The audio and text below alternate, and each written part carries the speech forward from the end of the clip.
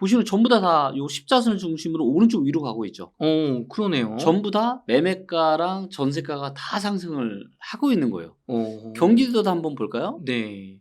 자, 이제 경기도도 보시면 상승하는 지역들이 꽤 많아졌습니다. 어. 물론 이제 여전히 뭐 양주나 의정부나 동두천 이런 데 좀 약세를 보이는 것도 있지만, 보시는 것처럼 하남시, 과천시, 화성시, 뭐 성남시, 수성구, 분당구, 광명시 이런 곳들은 지금 굉장히 상승을 많이 하고 있어요. 경기 북부, 북서부는 여전히 나쁘지만 네. 남부는 지금 굉장히 뜨겁네요. 굉장히 뜨겁죠. 어. 그래서 그러다 보니까 야, 이거 다시 대세 상승장 왔다. 맞는 말 아닙니까? 맞는 말이에요. 예, 지금만 놓고 보면 맞는 말인데, 네. 자, 근데 중요한 거는 이제 부동산은 제가 누누이 말씀드렸잖아요. 네. 항공모함 같다고. 저도 진짜 그 누구보다 대세 상승장을 기다리고 있습니다. 아, 네. 진짜입니다. 왜냐면은 아니, 대세 상승장이 와야 사람들이 리치고도 많이 보고 그쵸, 이럴 그쵸. 거잖아요. 그쵸, 그렇기 그쵸. 때문에 저도 정말 왔으면 좋겠어요. 근데 근데 제가 아무리 이런저런 데이터를 들여다봐도 네. 지금은 대세 하락의 초입이고, 물론 이제 일부 지방들은 지금 무릎 밑에까지 떨어진 지역들이 있지만, 서울은 여전히 지금 상당히 이제 가격이 높고, 네. 그리고 대세 하락의 지금 완전 거의 초입 정도라고 좀 보시면 될 것 같아요. 대표님, 청약 시장도 네. 서울을 중심으로 굉장히 뜨겁습니다. 네. 그러다 보니까 네. 아니 지금 뭐 청약가가 막 15억인데 네. 저기 막 13, 14억짜리가 떨어지겠냐? 더 네. 입지가 떨어지는 데가 더 비싸다. 그렇죠. 근데도 완판된다. 네. 또 이제 집값 이게 청약 시장이 뜨거우니까 또 반등 기대해도 될까요? 지금 그래서 지금 반등이 나오고 있는 거고요. 당연히 네. 반등이 나오니까 당연히 이제 청약 시장도 지금 좋아지고 있는 겁니다. 네. 그래서 이러한 흐름은 네. 좀 더 지속이 될 거예요. 아. 그래서 올해 가을이나 네. 내년 초 중반까지는 지속이 될 수 있지만, 네. 중요한 거는 뭐냐면 모든 자산은 이 자산을 사줄 수 있는 사람이 많아야 되거든요. 그쵸. 네, 이거를 이제 보여주는 게 이제 거래량이나 주택 구매력 지수나 이런 데이터인데, 네. 지금은 거래량이 여전히 너무 작아요. 왜냐하면 더 이상 사줄 수 있는 사람이 없기 때문에. 네. 잠실을 한번 보겠습니다. 네. 자, 잠실의 거래를 들어가서 요게 지금 요 파란색이 매매의 매물량입니다. 그러니까 잠실에 지금 아파트를 팔려고 네. 내놓은 매물 숫자라고 보시면 돼요. 근데 매물이 증가하고 있는 것 같은데요? 2년 동안 계속? 네, 계속 증가하고 있죠. 파란색의 매물인데 지금 거의 1200건 가까이 늘었습니다. 근데 거래량은 어때요? 매물이 느는 속도만큼 거래량이 늘진 않고 있네요. 늘지를 못하고 있죠. 네. 거래량은 지금 정체되어 있습니다. 어느 정도 선에 정체되어 있냐면 한 60건, 70건에서 거래량이 정체되어 있는데, 네. 지금 팔려고 시장에 내놓은 거는 거의 1200건 정도까지 지금 늘어났다는 거죠. 네. 자, 그리고 이제 잠실의 엘스를 한번 들어가 보도록 할게요. 네. 엘스에서 이제 최근에 그 신고가가 나온 게, 네. 요게 이제 지금 45평형에서 지금 뭐 신고가가 좀 나왔다, 뭐 이런 기사들이 좀 있거든요. 네. 근데 요거를 한번 호가를 한번 볼게요. 네. 자, 요게 이제 사람들이 심리를 알 수 있는 호가인데, 네. 호가가 원래 30억까지 떨어졌다가 네. 이제 4월 달부터 어떻게 됐죠? 올라갔죠. 네. 네, 올라가고, 그래서 34억까지 올라갔다가 6월 달에 네. 최근에 어떻죠 또? 호가가 최저 호가가 32억으로 한 2억 다시 정도 또 좀 지금 32억까지 또 떨어졌습니다. 네, 그러니까 신문에서는 지금 네. 잠실 S 지금 45평 신고가 쳤다라고 네. 기사가 나오지만 실제로 매물은 가격이 지금 내려가고 있습니다. 지금 같은 이 단기 반등장을 이용해서 오히려 내가 팔자. 요 정도면 괜찮아. 그렇죠. 다시 또 빨리 불확실하니까. 그렇죠. 자, 그러면 이번에는 한국에서 이제 가장 비싼 동네인 반포동을 가보겠습니다. 요즘 반포동 얘기 많아요. 반포 난리죠. 네. 자, 그러면 반포도 매물이 줄여야 되는데 반포도 매물이 어때요? 여기도 다시 늘고 있군요. 네. 여기도 지금 매물이 거의 1800건 가까이 지금 올라가고 있습니다. 네. 이 데이터가 이제 21년 한 5월 달부터 취합이 됐는데, 네. 이 취합된 이후로 지금이 제일 많아요. 즉, 반포나 잠실이나 네. 지금 아파트를 팔고 싶은 사람이 뭐다? 늘어나고 있다. 많아지고 있고 지금이 제일 많다. 만약에 이게 진짜 상승장이다? 매물을 걷어들여야죠. 그리고 이제 중요한 건 뭐냐면 데이터를 하나만 보시면 안 돼요. 자, 만약에 저 파란색 선인 매물 데이터는 늘어나는데 거래량이 받쳐주면서 늘어난다. 네. 전혀 문제 없습니다. 그렇죠? 그러니까 팔려고 하는 사람이 늘어나는데 거래량이 늘어난다는 얘기는 뭐예요? 그거를 그만큼 사는 사람들이 많다라는 거잖아요. 네. 근데 문제는 뭐냐? 팔려는 사람은 많은데 사려는 사람이 없어서 거래량이 작아. 아. 자, 지금 이제 데이터를 딱 보시면 반포동의 거래량이요. 30건. 굉장히 자, 많네요. 이거를 전체로 볼게요. 네. 자, 많을 때는 얘가 150건, 막 100건이 넘어요. 네. 지금 보면 어때요? 역사적으로 봤을 때 굉장히 거래량이 작은 수준입니다. 예. 그러니까 이게 그러니까 매물이 늘어나면서 거래량이 받쳐주면은, 제가 아무리 뭐 주택구매력 지수가 안 좋고 해도, 이거 진짜 상승입니다. 이런 얘기를 제가 할 텐데, 네. 매물은 계속 늘어나는데 거래량은 완전 절벽 상태에 조금 올라왔다가 여기서 더 이상 증가하지를 못한다. 이 얘기는 무슨 얘기다? 더 이상 안 산다라는 사람들이. 자, 이거를 제가 보여드릴게요. 네. 제가 이제 장기 사이클을 제가 다 분석을 했고요. 자, 이제 보시면 이제 데이터가 이제 86년부터 있어서 네. 요때 이제 이렇게 상승, 하락 사이클, 또 그래서 1차 사이클이 끝났고요. 그 다음에 또 2차 사이클이 이제 IMF 끝나고 98년 말부터 네. 그리고 2013년 말까지 상승 또 하락 사이클. 그리고 나서 2013년 말부터 최근까지 상승 이제 막 하락 사이클이 시작이 됐습니다. 자, 그래서 요거를 제가 기간을 한번 이렇게 해봤습니다. 네. 기간을. 자, 요때는 이제 이전 데이터가 없으니까 아마 올랐겠죠. 네, 올랐을 겁니다. 그래서 쭉 올랐을 거고. 그 다음에 91년 4월 달에 고점을 찍었고요. 네. 91년 4월 달에. 그리고 저점을 언제 찍었냐?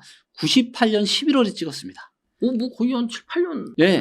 7년 5개월을 하락을 했어요. 아. 자, 이때도 보시면 고점 찍고 쭉 하락하다가 네. 그 다음 횡보를 했죠. 네. 횡보를 하다가 97년부터 살짝 상승하다가 폭락을 왔습니다. 그쵸. 이때가 IMF 기간. IMF 때. 네. 요 폭이 작아 보이는데요. 네. 이때가 아파트가 40에서 50% 빠졌고요. 아. 네, 상업용 부동산은 70%, 80%까지 하락했습니다. 아. 네, 엄청난 폭락이었어요. 대폭락 시대였다. 대폭락 시대였는데, 근데 이제 이것만 보면 뭐 결국 부동산은 대세. 근데 이거는 주변에 좀 연세 좀 있으신, 나이 좀 있으신 IMF를 좀 겪어보신 분들에게 한번 물어보세요. 그때가 얼마나 엄청난 하락장이었는지. 자, 요때도 이제 서울이지만 인구도 계속 상승했지만 이렇게 하락장이 길었고요. 자, 그러면 만약에 이렇게 하락하는 와중에 이때 내 집 샀으면 어떻게 돼요? 이때 내 집 샀으면 IMF 이런 엄청난 폭락을 맞이했겠죠. 그죠. 맞이했겠죠. 네, 그렇죠. 그리고 쭉 오르다가 또 8년 올랐고요. 그리고 6년을 하락했고요. 네. 그리고 최근에는 8년 9개월을 상승했고 네. 이제 1년 하락했습니다. 아. 그러니까 이전에는 데이터가 없으니까 이전에도 뭐 한 7, 8년 이상 상승했겠죠. 네네. 그리고 7년 5개월 하락했고 8년 음. 상승하고 6년 하락하고 음. 또 8년 넘게 상승하고 이제 1년 하락한 겁니다. 야, 이 자, 많은 분들이 아니 서울은 계속 올라. 네. 서울은 계속 오르는 게 아니고요. 네. 서울도 상승과 하락의 사이클을 반복을 합니다. 근데 여기에 결정적으로 네. 1차 사이클과 2차 사이클과 3차 사이클에서 상승의 사이클 네. 여기 이후로 완전히 판이 바뀌고 있어요. 지금 한 번도 없었던 인구 감소 시대가 이제 막 시작이 되었다는 거죠. 서울에 폭발적으로 그렇게 인구가 밀려들던 시대에도 하락 사이클이 6년, 7년씩 왔습니다. 6년, 7년씩. 근데 이제 인구가 이제 막 줄어들기 시작했고 네. 하락 사이클이 이제 1년밖에 안 됐다. 그래서 보시는 것처럼 정확하게 20년에 네. 인구가 고점을 찍고요. 네. 21년부터 하락을 하기 시작했고 네. 지금 인구가 고점 대비해서 벌써 한 30만 명 정도가 줄었습니다. 아. 웬만한 그냥 도시 하나 정도가 그냥 없어진 거예요, 지금. 불과 뭐 한 2, 3년 사이에 그렇게 됐네요. 그렇죠. 자, 그런데 이게 앞으로가 더 심각합니다. 자, 요게 이제 그 통계청에서 공개한 인구 추계 데이터라고 하는 겁니다. 네. 앞으로 인구가 어떻게 될 거냐를 음. 이제 보여주는 요 도표라고 보실 수가 있는데, 근데 이것도 너무 긍정적으로 만들어 놨어요. 이 데이터를 좀 더 구체적으로 들여다보면은 네. 출산율이 증가를 할 거라고 가정을 하고 만들었어요.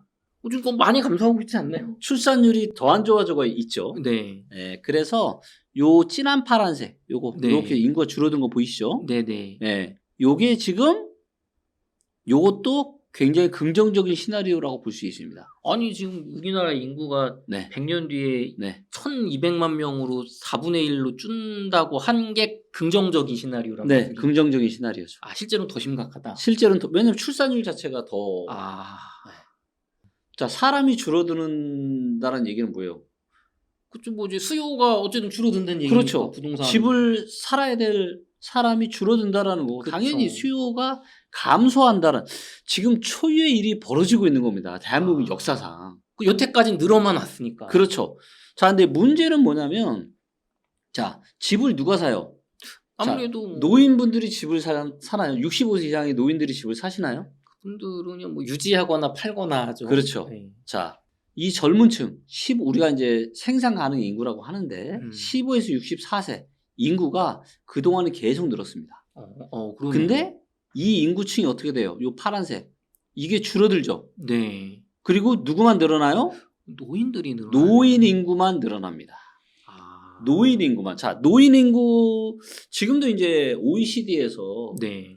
노인 빈곤율이 가장 심각한 나라가 한국이잖아요. 그렇다고 하더라고요. 그렇죠. 네. 그리고 노후로 될수록 갖고 있는 집도 팔아서 먹고 살아야죠. 그쵸, 그쵸. 주택연금을 받든 뭐 하든. 그렇죠. 네. 그렇기 때문에 이 얘기는 무슨 얘기냐면, 부동산에 대한 수요는 지속적으로 감소할 수밖에 없다. 그쵸. 이거는 사실 숫자로 나오는 얘기니까 정말 네. 부인할 수 이거는 그냥 확정된 미래예요. 이거는 없는. 뭐 그럴 수도 있고 저럴 수도가 어. 아니라 이미 확정된 미래입니다. 음. 그래서 제가 참, 야, 정말 부자들이 발빠르다라고 제가 느낀 게 뭔지 아세요? 그게 뭐가 있을까요? 부자들은 지금 어느 부동산에 관심이 많을까요? 글쎄요, 뭐 해외 부동산 관심 많나요 혹시? 네, 해외 부동산에 굉장히 관심이 많습니다. 대한민국 부동산은 이제 별로 관심이 없어요. 매력이 떨어지는구나. 네, 매력이, 물론 이제 여전히 앞으로도 매력적인 지역들은 있겠지만, 네. 그리고 그런 과정 속에도 사이클은 있겠지만, 큰 흐름상 대한민국 부동산에서는 별로 먹을 게 없다라고 판단들을 많이 하시는 것 같아요. 거기다 또 한 가지 문제가 뭐냐면, 추가적으로 지금 부채 문제가 굉장히 심각합니다. 자, 이때 IMF 때는요, 가계는 그쵸, 건전했어요. 이때 뭐 대출도 잘 안 해줬다고 하더라고요. 예. 근데 이때는 기업 부채가 심각했죠. 대우그룹 뭐. 그렇죠. 그래서 기업 부채가 GDP 대비해서 100%가 넘었던 시기고요. 근데 지금은요, 기업 부채뿐만이 아니라 가계 부채 둘 다 지금 굉장히 심각합니다. GDP 대비해서 100%가 훌쩍 넘어요. 맞아요. 그거 낮춰야 된다고 하시더라고요. 네. 그래서 이제 전세자금 대출까지 합하면 네. 전 세계 1등이 한국입니다. 뭐 지금 대세 폭락이 올까 뭐 팔아라 이런 말씀을 드리는 것이 아니고, 지금은 또다시 좀 거품이 빠졌다가 다시 올라와서 지금 또 거품이 생기고 있고, 네. 그 다음에 초장기 사이클을 보니까 하락이 한번 시작되면 생각보다 굉장히 이 하락 사이클이 길게 올 수도 있구나 라는 걸 제가 말씀드리고 싶은 거고, 그래서 지금 서울에 내 집 마련하는 거는 잘못된 의사결정일 가능성이 높다. 조심하셔라. 서울 말고 일부 지방은 달라요. 일부 지방은 24년에 바닥 찍고 대세 상승 시작할 겁니다. 일부 지방은 벌써 이런 거품이 다 제거됐다고 보신? 이미 무릎까지 지금 떨어진 지역이 거의 다 보이거든요. 왔다. 네. 네. 그래서 조금만 더 떨어지면은 아주 이제 10년에 한 번 올까 말까 조례 매수 기회가 올 것 같습니다. 중국 부동산 네. 한번 좀 질문을 드리고 싶은데, 네. 그 최대 부동산 개발 업체인 네. 컨트리가든 네. 벽개원이라고 그러더라고요. 네네. 그것도 그렇고 또 이제 헝다 네. 그 미국의 파산보호 신청 그렇죠. 했잖아요. 네. 그래서 그러한 것들이 또 국내에 미치는 영향이 네. 있는 걸까요? 이게 또 중국 이슈가 또 크게 또 한국이랑 연결이 안 되는 것 같기도 하고, 어떻게 보시나요? 일단 이제 한국은 이제 수출로 사실 밥 먹고 사는 나라인데, 네. 거기서 가장 큰 비중이 중국이에요. 네. 네, 그렇기 때문에 이제 중국 경제가 지금 좋으냐 안 좋으냐가 굉장히 중요한데 네. 최근 놓고 보게 되면 이제 대중국 수출이 계속 지금 감소를 하고 있습니다. 네. 그만큼 지금 이제 중국 경제 상황이 안 좋고요. 그리고 이제 중국 경제에서 부동산이 GDP에서 차지하는 비중이 거의 4분의 1 정도라고 합니다. 네, 4분의 1 가까이가 부동산으로 이제 떠받들어진 게 중국 경제인 거죠. 네. 근데 이제 여러 이제 중국 기업들이 작년부터 사실은 이런저런 말들이 지금 나왔고 네. 최근에 이제 문제되고 있는 컨트리 가든 같은 경우는 2017년부터 매출 기준으로요 중국 1등 부동산 업체입니다. 그러니까 중국 1등이면 한국으로 따지면 우리가 뭐 말만 하면 다 아는 이 그러네요. 건설사 네. 최고의 건설사가 지금 무너지고 있다라는 거거든요. 네. 그만큼 지금 굉장히 심각한 상황으로 지금 가고 있고 네. 이런 것들이 지금 이제 작년부터 계속 지금 문제가 생기고 있는 거잖아요. 그래서 지금 1위 업체까지 지금 문제가 생겼는데 이게 문제가 뭐냐면은 부동산 기업에 문제가 생기면 부동산 기업으로만 끝나면 모르는데 부동산은 항상 뭐가 같이 붙냐면 금융이 같이 붙습니다. 근데 지금 이 부동산 개발 업체들이 문제가 되다 보니까 뭐 이와 관련한 신탁 회사들도 같이 지금 문제가 되고 있고 네. 이런 부분들이 아마 이제 9월 달에 최종적으로 어느 정도 모습이 나오게 될 것 같은데 굉장히 지금 좀 위험한 국면으로 지금 좀 가고 있다. 그리고 그렇게 되면 당연히 이제 중국 경제가 지금 디플레이션으로 갈 수도 있는 이런 우려가 되고 있고 네. 그래서 중국도 지금 인구 감소가 오고 있고 중국도 일본처럼 되는 거 아니냐 이런 우려가 있고 한국은 수출 밥 먹고 사는 나라인데 중국의 비중이 굉장히 중요했는데 이것들이 계속 지금 줄어들고 있다라는 거. 결국은 그러다 보니까 이제 한국 같은 경우도 지금 상저하고를 꿈꿨는데 네. 지금 하반기가 상당히 지금 우려스럽다. 그래서 6월, 7월 달에 지금 무역 적자가 어찌됐건 그래도 조금 회복을 하다가 네. 지금 8월 달 들어서 다시 또 벌써 이미 한 30조인가 적자가 다시 또 엄청 또 커지고 있습니다. 그렇군요. 네. 근데 이제 결국에는 네. 이게 지금 일시적 반등이라고 네. 약간 일시적인 현상, 데드캣 바운스 뭐 이런 네. 정도로 얘기를 해주셨는데 네. 근데 이제 정부가 네. 하는 정책들 네. 내고 있는 것들을 보면 네. 과연 이게 집값이 떨어질 네. 것인가? 예를 네. 들면 대표적으로 네. 50년 네. 주택담보대출이 나왔더라고요. 네. 그러니까 그런 거 보면은 네. 이거를 끌고 가겠다는 거 아닌가? 네. 그러니까 약간은 솔직히 좀 어떤 생각까지 드냐면은 언론으로는 네. 빠져야 빠진다고 얘기하는데 네. 실제는 이게 말과 행동이 다른 그런 거 있잖아요. 맞아요. 그렇게 얘기하시는 그러니까 분이 많거든요. 이게 계속 떠받치기를 그러니까 어떻게 보면 폭탄 돌리기를 지금 하는 것처럼 보여요. 둔촌주공도 그렇잖아요. 네. 그래서 아니 둔촌주공은 사실 너무 심각했기 때문에 그거는 이제 저는 이해를 하거든요. 정부가 잘 대처를 했다 그래도. 근데 문제는 뭐냐면 50년짜리 주택담보대출은요. 네. 이거는 전 세계에서도 유례를 찾아보기 힘들 것 같아요. 미국에서도 대부분 30년 고정 모기지 금리로 하거든요. 근데 이거를 50년으로 한다? 네. 그럼 보통 우리가 첫 집을 언제 사죠? 첫 집을 한 신혼 결혼하고 한 초등학교 들어갈 그렇죠. 때쯤. 근데 요즘 결혼 다 30대 후반이나 40대 하잖아요. 맞아요. 그러면 40에다 50년 더하면요 90살입니다. 아 그러네요. 35세에 내 집 마련을 해도 50년 갚으면요 85세입니다. 죽고 나서도 이걸 다 못 갚을 수가 있어요. 그리고 저는 이거 50년짜리 이거 대출이 저는 정말 심각하다고 보는데 자 대부분은 우리가 주택담보대출을 받으면 상환 방식이 뭐냐면요 원리금 균등 분할 상환 방식입니다. 원리금 균등. 자 이게 뭐냐면 원금과 이자를 매달 내는 돈이 똑같다는 얘기예요. 네. 자 그럼 이거를 50년 동안 그러니까 예를 들어서 뭐 내가 집을 사서 매달 200만 원씩 갚아요. 네. 그럼 이 200만 원을 50년 동안 갚아야 되는 겁니다. 자 근데 문제는 뭐냐면 내가 한 20년이나 30년 뒤에 아니면 10년 뒤에 내가 이걸 갚을 수도 있잖아요. 그렇죠? 네. 근데 만약에 이 집을 내가 뭐 대출을 10억을 받았다.